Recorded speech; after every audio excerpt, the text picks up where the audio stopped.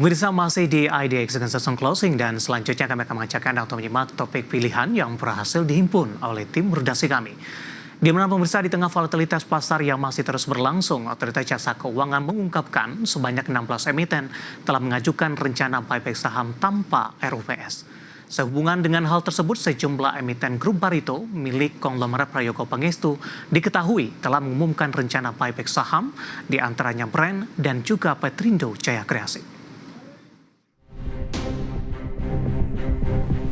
Otoritas Jasa Keuangan mencatat sebanyak 16 emiten telah mengajukan rencana pengembalian kembali saham atau buyback tanpa rapat umum pemegang saham di tengah gejolak pasar yang menghantam indeks harga saham gabungan.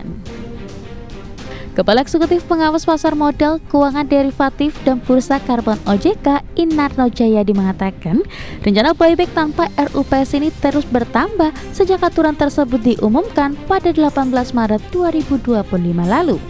Namun Inarno enggan mengungkap rincian 16 emiten tersebut termasuk nilai buyback yang hendak dilakukan. Menurutnya aksi tersebut dilakukan masing-masing emiten sesuai dengan kondisi pasar yang ada. Terkait buyback saham, emiten grup Barito milik konglomerat Prayogo Pangestu belum lama ini telah mengumumkan rencana buyback tanpa RUPS. Barito Renewable Energy berencana buyback senilai 2 triliun rupiah dalam periode 24 Maret 2025 hingga 23 Juni 2025. Lalu Chandra Asri Pacific mengumumkan akan melakukan buyback senilai 2 triliun rupiah pada 21 Maret 2025 hingga 20 Juni 2025. Grup Barito lainnya Petrindo Jaya Kreasi mengumumkan buyback senilai 500 miliar rupiah yang akan dilakukan pada 24 Maret 2025 hingga 24 Juni 2025.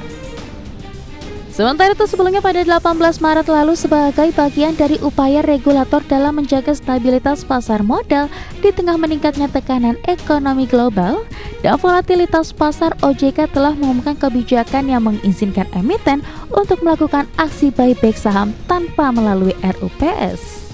Ketentuan buyback tanpa RUPS akan berlaku selama 6 bulan sejak tanggal surat diterbitkan oleh OJK pada 18 Maret 2025.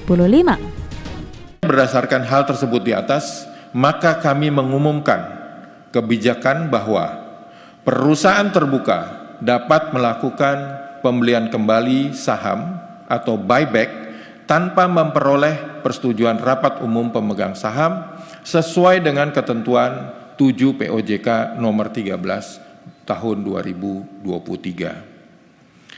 Pelaksanaan buyback tanpa RUPS juga wajib memenuhi ketentuan OJK, ketentuan POJK nomor 29 tahun 2023 tentang pembelian kembali saham yang dikeluarkan oleh perusahaan terbuka.